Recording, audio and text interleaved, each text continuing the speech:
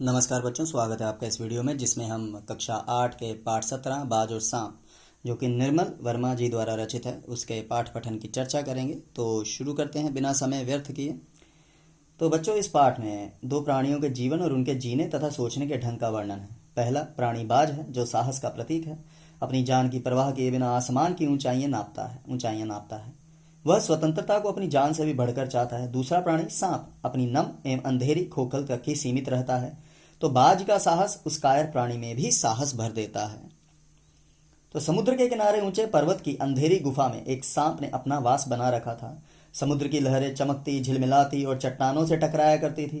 पर्वत की अंधेरी घाटियों में एक नदी बहती थी जो पूरे वेग के साथ समुद्र की ओर जाती थी। नदी और समुद्र के मिलन स्थल पर लहरें दूध सी सफेद दिखाई पड़ती थी। अपनी गुफा में बैठा सांप लहरों का गर्जन, आकाश में छिपती पहाड़ियां, नदी की गुस्से भरी आवाज, सब कुछ देखा सुना करता था। ठीक है बच्चों, वह इनके गर्जन तर्जन से स्वयं को सुखी समझता था और वह अपने आप को सबसे दूर सुखी और अपनी गुफा का मालिक समझता था। यही उसका सबसे बड़ा सुख था उसके अनुसार। तो बच्चों, एक दिन एक बाज खून से लथपथ दशा में गुफा में आ गिरा। लथपथ दशा में उसके सीने पर जख्म थे और पंख खून से सने थे। डरे सांप ने, अब डर तो होता है ना क्योंकि बाज सांप को खाता है, सोचा कि अब जब बाज अपनी अंतिम सांसें गिन रहा है तो उससे डरना बेकार है। सांप घायल बाज के पास पहुंचा और मन ही मन खुश होकर बोला, क्यों भाई इतनी जल्दी मरने की तैयारी कर ली? तो बच्चों, बाज ने कराहा भरते हुए मतलब दर्द में बोला, लगता है कि मेरी आखिरी घड़ी आ गई है, परंतु मैंने अपनी जिंदगी को जी भरकर भोगा है। शरीर में ताकत रहते मैंने हर सुख को भोग लिया है, दूर दूर तक उड़ाने भरी हैं, पर तुम्हारा दुर्भाग्य है कि तुम जिंदगी भर आकाश में उड़ने का आनंद कभी नहीं उठा पाओगे। सांप ने उससे कहा, आकाश को लेकर उसे चाटना है क्या? आकाश में आखिर है क्या? मेरे लिए यह गुफा ही भली है। यही मेरे लिए सर्वाधिक सुरक्षित और आरामदेह है। सांप को बाज की मूर्खता पर हंसी आ रही थी। वह सोच रहा था कि आखिर उड़ने और रेंगने में क्या फर्क है, अंत में सभी को मरना ही तो है। अचानक बाज ने अपना सिर उठाया और चट्टान की दरारों से गुफा में टपकता पानी, वहां फैली सीलन, अंधकार और कुछ सड़ने जैसी गंध महसूस की। तो उसने चीख भरकर कहा, काश मैं एक बार आकाश में उड़ पाता।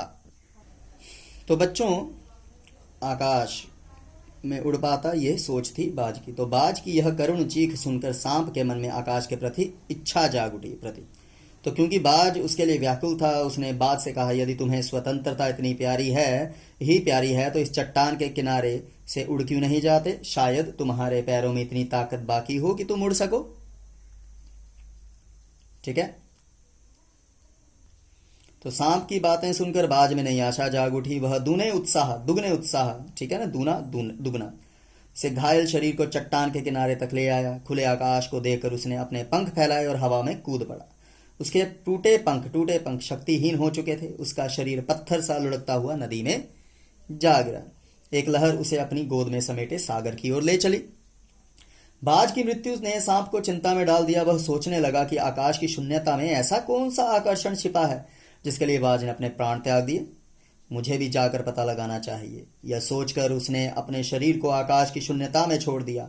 जीवन भर रेंगने वाला सांप छोटी छोटी चट्टानों पर धप से जा गिरा। तो बच्चों, ईश्वर की कृपा से भाई साहब की जान बच गई। सांप सोचने लगा, यदि उड़ने का यही आनंद है तो मैं भर पाया। मैंने तो जान लिया कि आकाश में खूब सारी रोशनी के सिवा कुछ भी नहीं है। वहां शरीर को संभालने या सहारा देने के लिए कोई स्थान नहीं है। अब मैं कभी धोखा ना खाऊंगा। मैं तो बाज की बातों में आकर ही आकाश में कूदा था। मरते मरते बचकर मैंने यही जाना कि अपनी खोखल से बड़ा सुख और कहीं नहीं। आकाश की स्वच्छंदता से मुझे क्या लेना देना? अपने प्राणों को खतरे में डालना कहाँ की चतुराई है? सांप सोचने लगा कि आकाश की आजादी प्राप्त करने के लिए बाज ने अपनी जान गंवा दी।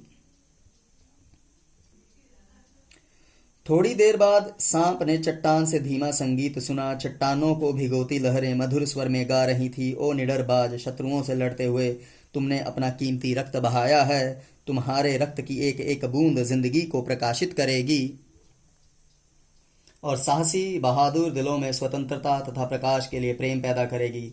साहस और वीरता के गीत जब भी गाए जाएंगे तुम्हारा नाम श्रद्धा और गर्व से लिया जाएगा। ये लहरों का कहना था। उनका गीत मौत से ना डरने वालों के लिए है, ये लहरों का कहना था।